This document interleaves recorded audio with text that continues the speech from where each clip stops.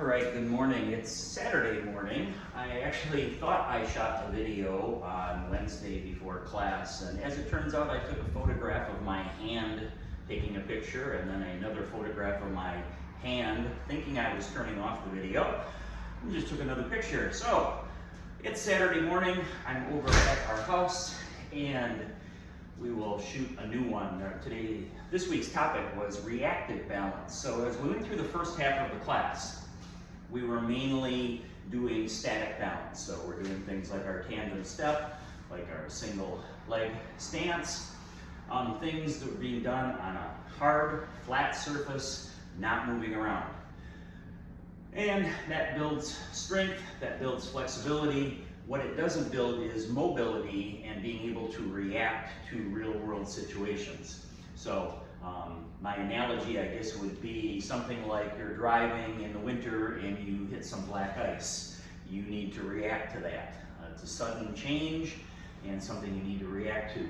Similarly, when you're walking and you have to step up on a curb, or you're walking upstairs or walking downstairs, or having to step to the side and step up onto something, your body needs to react a little differently than it does when you're standing still. So what we worked on is what physical therapists call reactive balance, reacting to a contrast from just the flat, solid surface.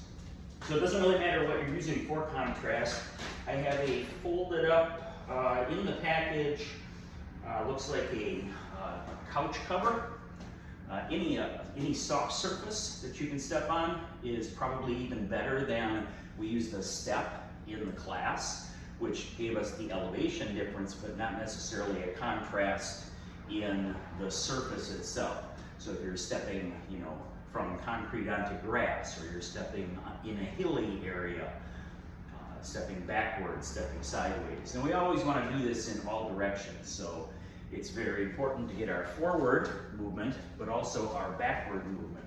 And just some of the simple things we did in class. I'll stand behind it first. We step up onto the step and coming back off.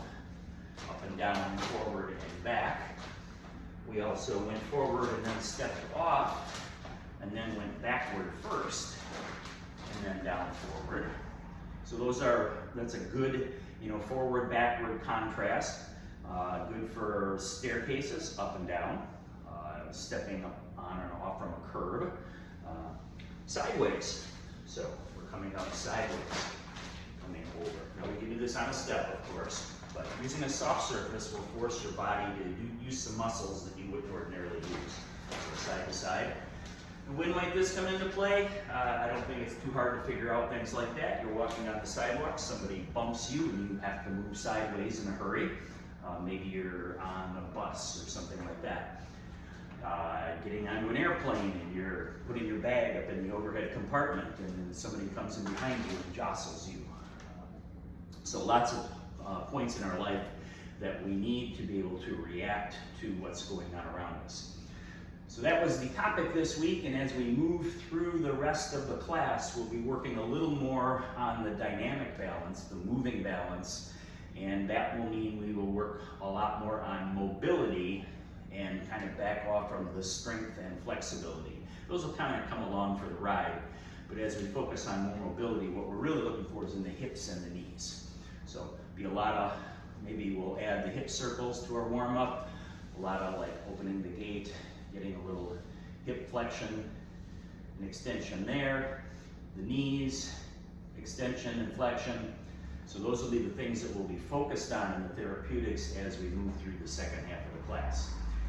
Hope everybody has a great weekend. I will see you next week as we begin week 8. Take care.